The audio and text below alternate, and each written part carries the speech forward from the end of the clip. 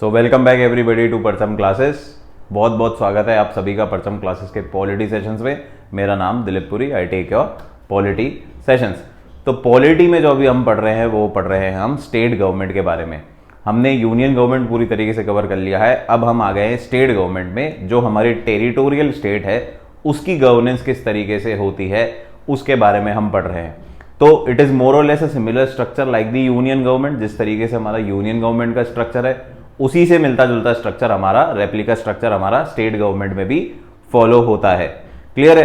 तो उसमें हमने गवर्नर पढ़ लिया है। स्टेट गवर्नमेंट में गवर्नर को हम लास्ट लेक्चर में कवर कर चुके हैं। तो governor is a replica of the post of president. तो जो काम प्रेसिडेंट का है वो ही मोटा मोटा काम गवर्नर का है।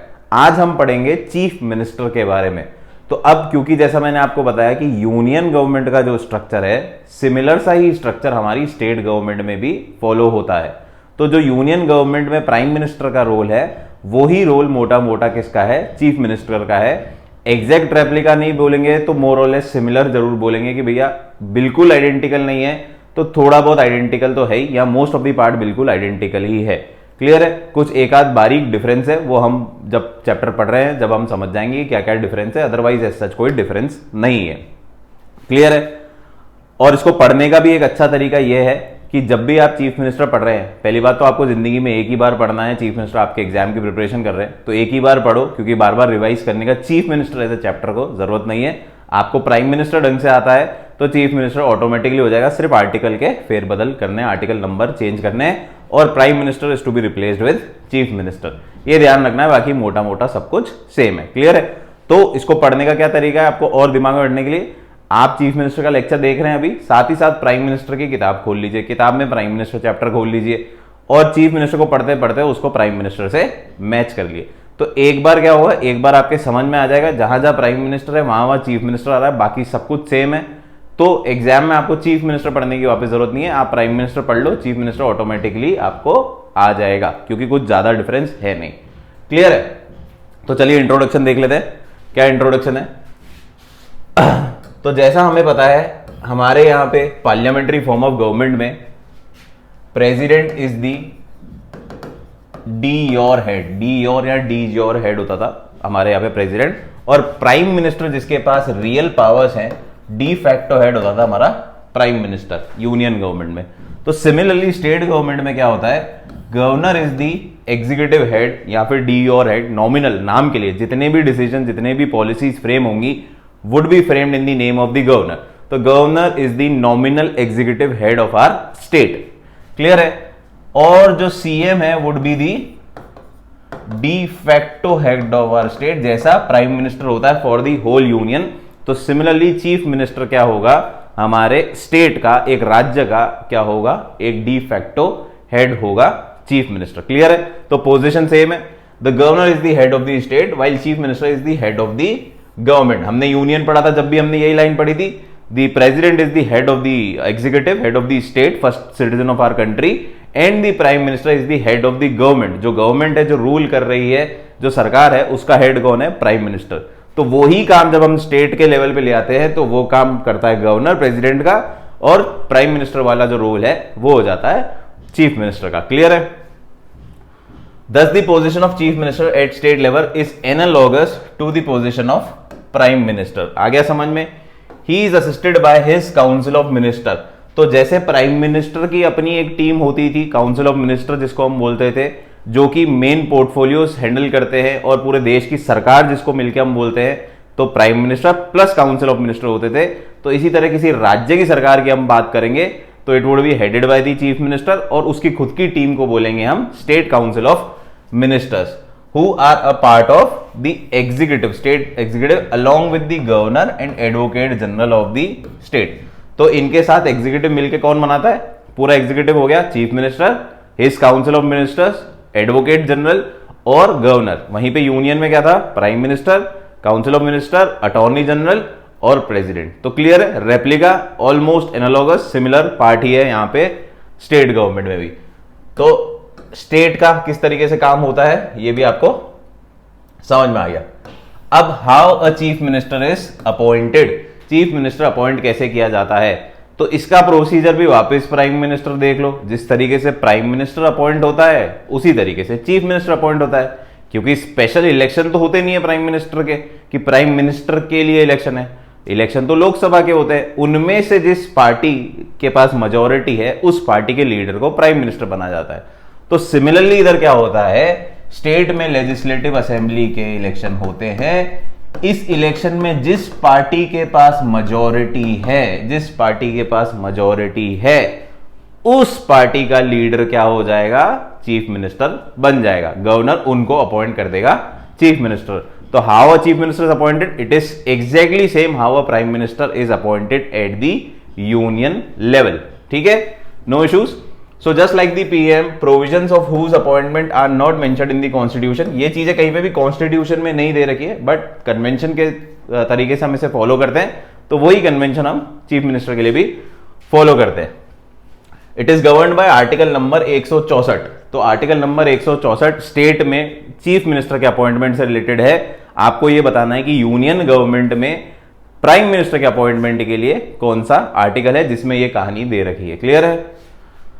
So according to 164 in the Indian Constitution, governor appoints the chief minister। तो बोलने में क्या आता है कि गवर्नर अपॉइंट्स दी चीफ मिनिस्टर। गवर्नमेंट को कौन अपॉइंट करता है, चीफ मिनिस्टर को कौन अपॉइंट करता है, गवर्नर अपॉइंट करता है।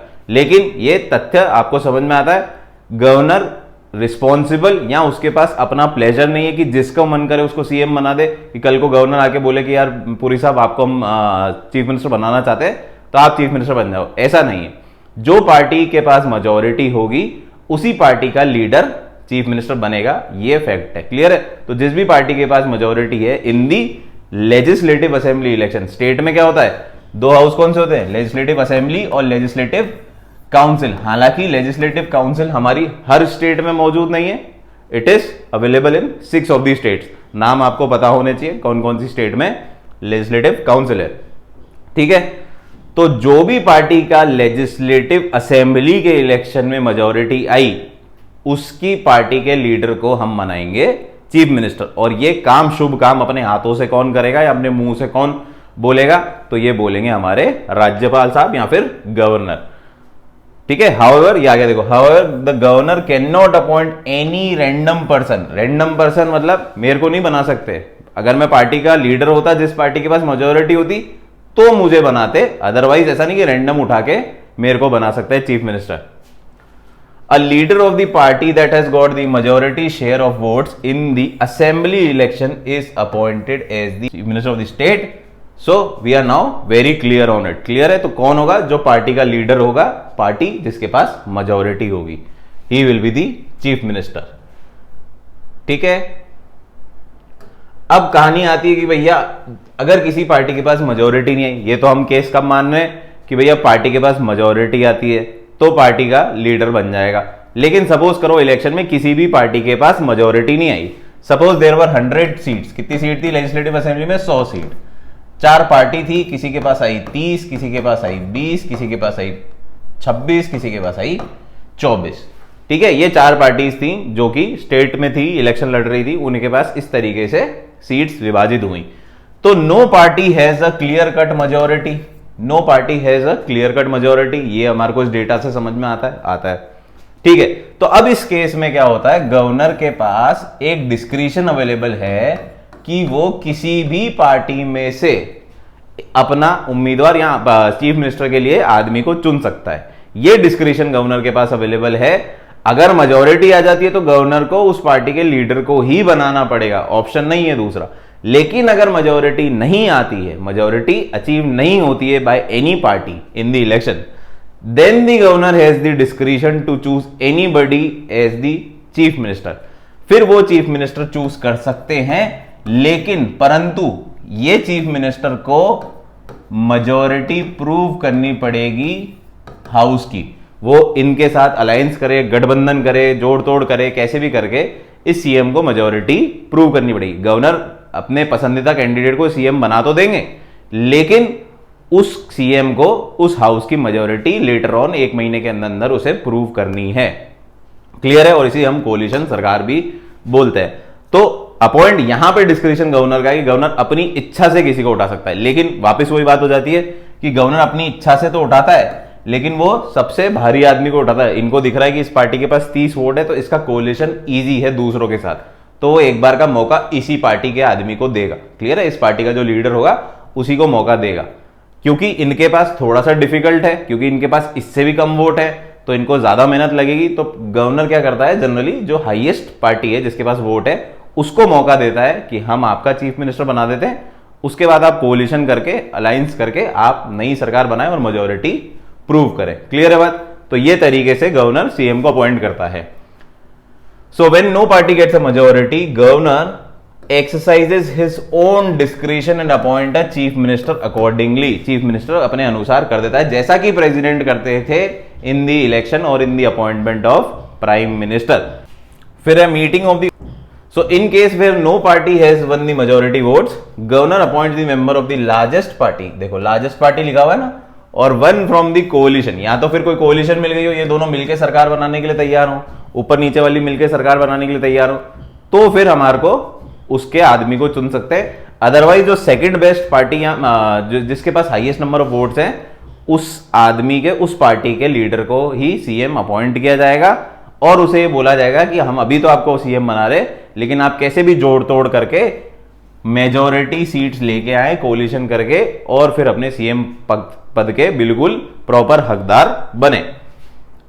अगर बनाने के बाद ये इस मेजोरिटी प्रूव नहीं कर पाया, गवर्नर ने सपोज करो इस पार्टी के एक आदमी को खड़ा कर दिया, उसका नाम था लाल बिहारी। क्या नाम है? लाल बिहारी। सपोज करो ये जिस पार्टी को 30 वोट मिले, उसका एक लीडर था लाल बिहारी, उस पार्टी का लीडर था लाल बिहारी। उसको गवर्नर साहब ने चीफ मिनिस्टर अपॉइंट कर दिया और बोला कि सर आप इसकी मेजोरिटी प्रूव करो, गठबंधन करो दूसरी पार्टियों के साथ और मेजोरिटी प्रूव करो हाउस की। लेकिन अनफॉर्चुनेटली लाल बिहारी साहब हार गए। लाल बिहारी साहब मेजोरिटी प्रूव नहीं कर गए, इनके साथ दूसरी पार्टीज जुड़ना नहीं चाहती थी, अलायंस करना नहीं चाहती थी। तो क्या होगा, फिर इन लाल बिहारी को चीफ मिनिस्टर की गद्दी से वापस उतरना पड़ेगा।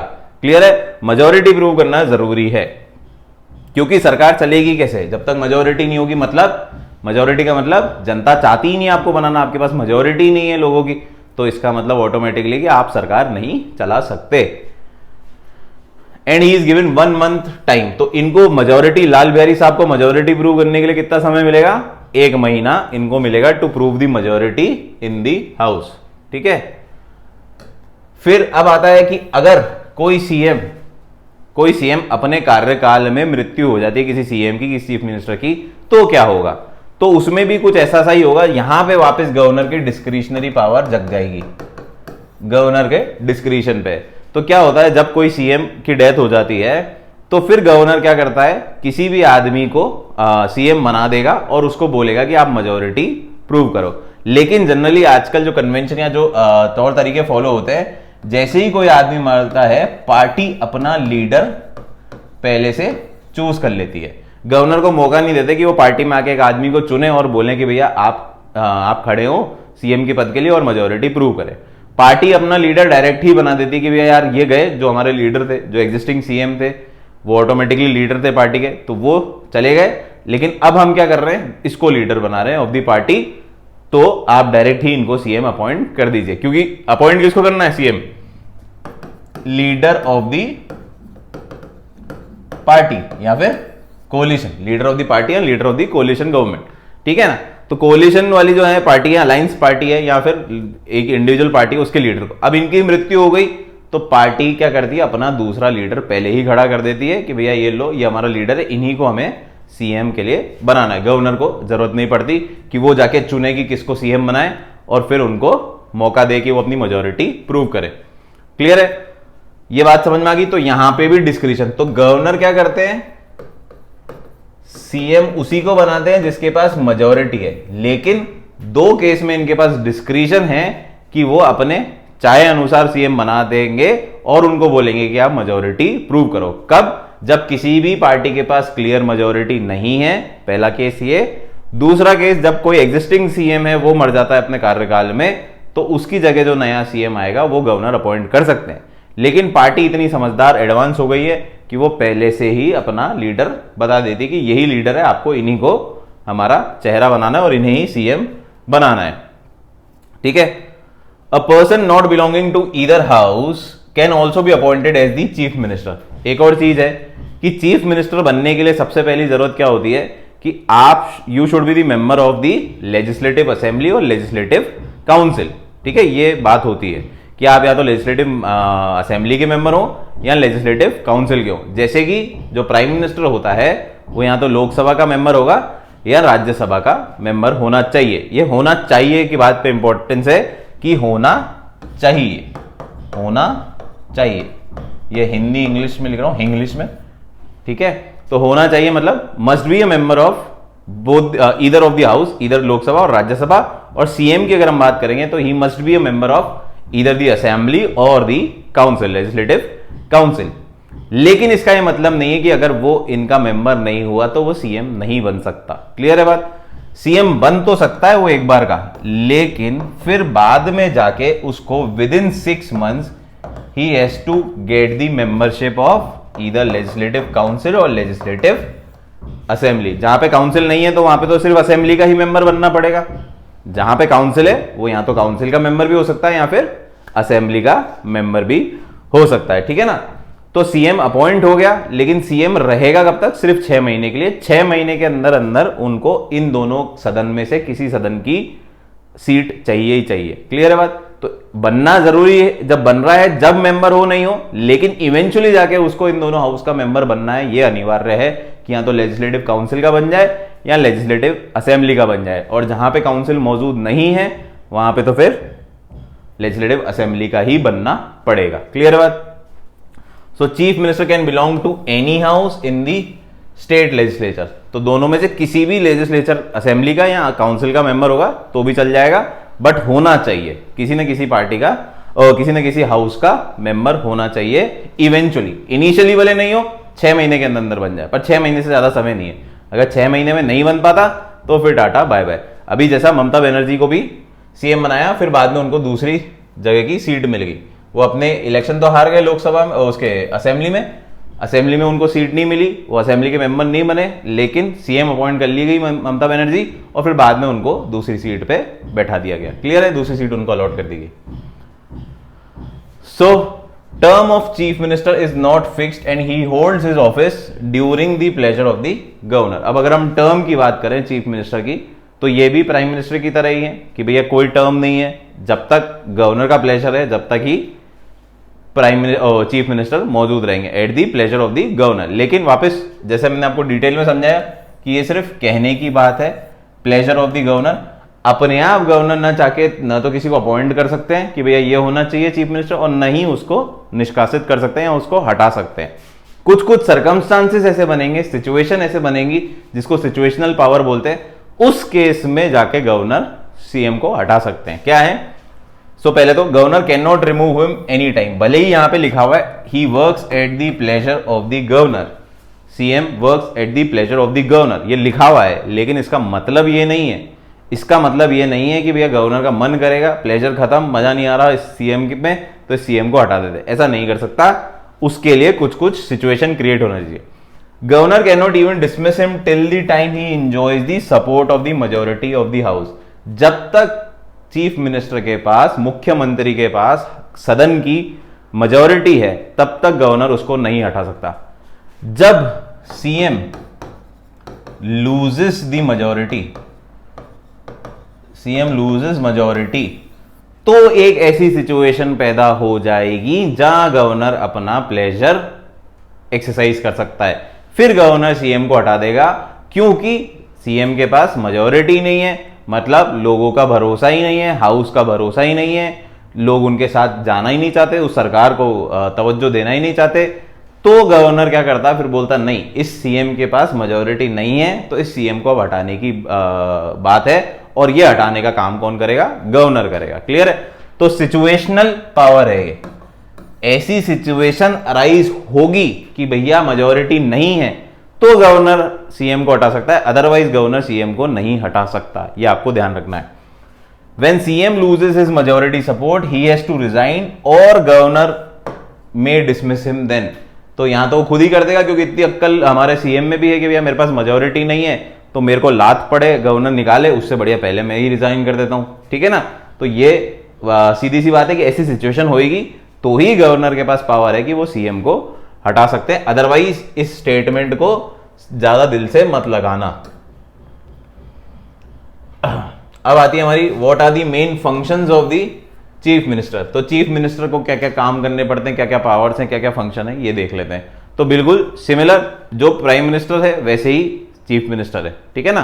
सो तीन में डिवाइड कर लेते हैं हम इसको, in relation to the council of minister, in relation to the governor, in relation to the legislature. तीन विभाग में हमने इसको डाइवाइड कर दिया कि जो भी पावर्स और फंक्शन है चीफ मिनिस्टर की, इसको हमने तीन में कैटेगराइज कर दिया। एक हमारे काउंसिल ऑफ मिनिस्टर से लेके क्या रिश्ता है इनका, एक गवर्नर से रिलेटेड क्या रिश्ता पावर्स एंड फंक्शंस है, और एक लेजिस्लेचर एज अ हाउस से रिलेटेड इनके क्या फंक्शंस है, ठीक है। तो सबसे पहले आ जाते हैं काउंसिल ऑफ मिनिस्टर पे, in relation to the council of minister. तो जो रिलेशन पीएम और सीओएम एंजॉय करते हैं एट द यूनियन गवर्नमेंट, वही रिलेशन हमारे चीफ मिनिस्टर और हमारे council of minister, state council of minister enjoy करते हैं, ठीक है। He recommends to the governor on who to appoint as minister. तो सबसे पहला क्या है कि भैया मिनिस्टर, जो टीम बनानी है चीफ मिनिस्टर को सरकार की, तो वो चुनेगा कौन, वो चुनेगा हमारा चीफ मिनिस्टर, और वो बताएगा गवर्नर को। तो अब देखो कहानी कैसे हुई, गवर्नर ने चूज किया चीफ मिनिस्टर, गवर्नर ने चूज किया चीफ मिनिस्टर। कैसे किया प्रोसेस अभी हमने देख लिया। अब सीएम आ गया है, ठीक है। अब सीएम आ गया तो सीएम अपनी टीम बनाएगा, तो सीएम चूज करेगा अपने काउंसिल ऑफ मिनिस्टर, अपने काउंसिल ऑफ मिनिस्टर चूज करेगा।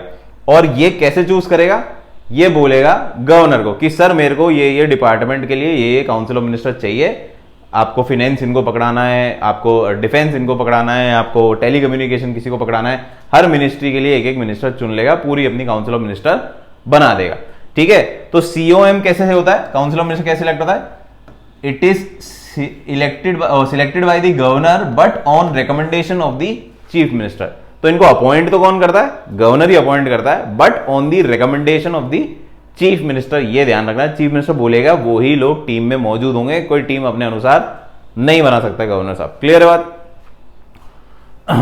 ही डेजिग्नेट्स और reshuffle the portfolios of minister, किस मिनिस्टर के पास क्या पोर्टफोलियो है, किस मिनिस्टर को कौन सा पोर्टफोलियो देना है, या किससे लेके छीन के दूसरे को देना है, ये सारी गणित कौन बैठाएगा, चीफ मिनिस्टर बैठाएगा। चीफ मिनिस्टर बैठाने के बाद ये गणित बताएगा किसको, गवर्नर को, और गवर्नर उस अकॉर्डिंग फेरबदल कर लेगा, ठीक है। तो पोर्टफोलियो देना या पोर्टफोलियो बदलना या पोर्टफोलियो छीनना, ये सब पावर किसके पास है, चीफ मिनिस्टर के पास है, और ये वो बताएंगे हमारे गवर्नर को, फिर गवर्नर अकॉर्डिंगली एक्ट करेंगे, ठीक है। He can ask minister to resign और advise governor to remove him. इसी तरीके से अगर इन काउंसिल ऑफ मिनिस्टर में जितने लोग हैं उनमें से कोई आदमी चीफ मिनिस्टर साहब को पसंद नहीं आ रहा, या उनको बोला यार ये मेरे अकॉर्डिंग काम नहीं कर रहा, इसमें बहुत ज्यादा खुद की बातें हैं, ये मेरा नहीं सुन रहा, अपनी अपनी चला रहा है, तो इसको बाय बाय बोल दो। तो इनके ऊपर है, चीफ मिनिस्टर चाहें तो उसको रवाना कर सकते हैं, उसको बोल सकते हैं भैया तू रेजिग्नेशन दे दे, और फिर भी वो रेजिग्नेशन नहीं देता है तो chief minister can ask the governor to remove him. Governor को बोल सकते हैं कि सर आप इनको हटाएं, मैंने ही इनको लगवाया था, अब आप इनको हटा दें यहां से, क्लियर है, मैं बोल रहा हूं। फिर है meeting of the council of minister is headed by him. तो काउंसिल ऑफ मिनिस्टर की जो भी मीटिंग होगी, डिस्कशन होगा, उसको हेड कौन करेगा, चीफ मिनिस्टर हेड करेगा। बहुत ही सिंपल सी बात है, chief minister is the head of the council of minister. पूरी काउंसिल ऑफ मिनिस्टर का हेड कौन है, चीफ मिनिस्टर। तो उनकी मीटिंग्स और उनके जो भी मुलाकातें होंगी उनको हेड भी कौन करेगा, हमारा चीफ मिनिस्टर ही करेगा, ठीक है। All activities of the ministers are guided and controlled by the chief minister. If he resigns the entire council of minister collapses, ठीक है। तो पहला वाला क्या है कि चीफ मिनिस्टर सारी एक्टिविटीज गवर्न करेगा, क्योंकि अपॉइंट उन्होंने कराया, तो सरकार कैसे चलानी है वो बताएगा कौन, चीफ मिनिस्टर बताएगा कि हमारे को सरकार ऐसे चलानी है, हमारे को स्टेट का मैनेजमेंट इस तरीके से करना है, आप अपना अपना अपना डिपार्टमेंट देखें, पर मुझे at the end of the day चलाना ऐसे है। अब जो काउंसिल ऑफ मिनिस्टर इनकी बात नहीं मानेगा उनको ये हटवा देंगे, खुद ही रिजाइन कर देगा। इतने समझदार है सारे काउंसिल ऑफ मिनिस्टर कि अगर चीफ मिनिस्टर के अगेंस्ट जाएंगे तो वो टिक ही नहीं सकते, वो टिक नहीं सकते तो खुद ही रिजाइन कर देंगे, ठीक है। और अगर फिर भी कोई ज्यादा जिद्दी आ गया तो उसको गवर्नर के थ्रू इनको रिमूव कराया जा सकता है, ये पावर हमारे सीएम के पास है, क्लियर है, ठीक है। और अगर खुद सीएम रिजाइन कर देता है, सीएम रिजाइन करता है, तो सीएम रिजाइन कब करेगा, सीएम जनरली तो कोई रिजाइन करेगा नहीं, इतनी बड़ी सीट पे कोई लात तो मारेगा नहीं खुद ही। जब सीएम को लगेगा कि मैं इस हाउस की मेजॉरिटी खो रहा हूं या खोने वाला हूं, मेरे साथ लोग अब अटैच नहीं है, काउंसिल ऑफ मिनिस्टर मुझसे खुश नहीं है, जो पार्टी है वो मुझसे खुश नहीं है, ऐसे कुछ केसेस में लगेगा सीएम को कि मुझे रिजाइन कर देना चाहिए। और जैसे ही सीएम रिजाइन करेगा सारे के सारे काउंसिल ऑफ मिनिस्टर डूब जाएंगे, यानी कि सारे के सारे पूरी काउंसिल ऑफ मिनिस्टर कोलैप्स हो जाएगी, मतलब सबको पोजीशन छोड़नी पड़ेगी। तो फाइनेंस मिनिस्टर है वो भी जाएगा, डिफेंस मिनिस्टर है वो भी जाएगा, एजुकेशन मिनिस्टर है वो भी जाएगा, सबके सब जाएंगे, ये बात क्लियर है, ठीक है। तो once CM goes the whole council of minister goes, ऐसा ही कुछ पीएम के साथ भी था, पीएम रिजाइन करेगा तो सारी की सारी काउंसिल ऑफ मिनिस्टर रिजाइन करेगी, क्योंकि सरकार का मुख्य आदमी, चेस का मेन आदमी ही गायब हो गया, तो बाकी क्या करेंगे, बाकी घोड़े हाथी प्यादे क्या करेंगे, काम तो किसी का है ही नहीं ना, गेम ही खत्म हो गया जब वो ही खत्म। क्लियर है बात? ओके, अब आते हैं relation to the state legislature. तो अब स्टेट लेजिस्लेचर के संदर्भ में क्या क्या फंक्शन है हमारे चीफ मिनिस्टर के, उसको देख लेते हैं। क्लियर है? So is the leader of the house.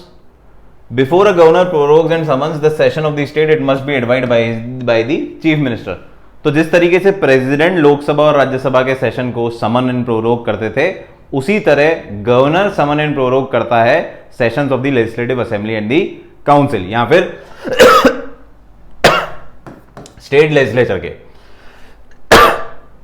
लेकिन ये करेगा कब? On the advice of the chief minister. जिस तरीके से वो प्राइम मिनिस्टर की एडवाइस पे एक्ट करते थे, ये सीएम की एडवाइस पे एक्ट करेंगे। Legislative assembly can be dissolved at any time on his recommendation to the governor. जो भी लेजिस्लेटिव असेंबली है उसको अगर डिसॉल्व करना है गवर्नर को, तो गवर्नर को एडवाइस कौन करेगा? हमारे चीफ मिनिस्टर। जब भी सीएम को लगेगा कि अब इस लेजिस्लेटिव असेंबली को डिसॉल्व करना चाहिए, ये सरकार सही नहीं चल पा रही या मेजोरिटी लूज होने वाली है, एनी विच वेज कोई भी सर्कमस्टांसेस हैं, और सीएम को लगता है कि भैया इस लेजिस्लेटिव असेंबली को अब डिसॉल्व कर देना चाहिए, तो गवर्नर साहब को बोलेंगे और गवर्नर साहब will finally dissolve the legislative assembly. All government policies are announced by him on the floor of the house. तो जो भी असेंबली का फ्लोर ऑफ द हाउस है, उस पे गवर्नमेंट पॉलिसी को कौन डिक्लेयर करेगा, अनाउंस करेगा? वो करेंगे हमारे चीफ मिनिस्टर साहब, जैसे प्राइम मिनिस्टर करते थे। किस केस में? In the case of union government. इसके अलावा और क्या क्या फंक्शन है, तो हल्का सा देख लेते हैं।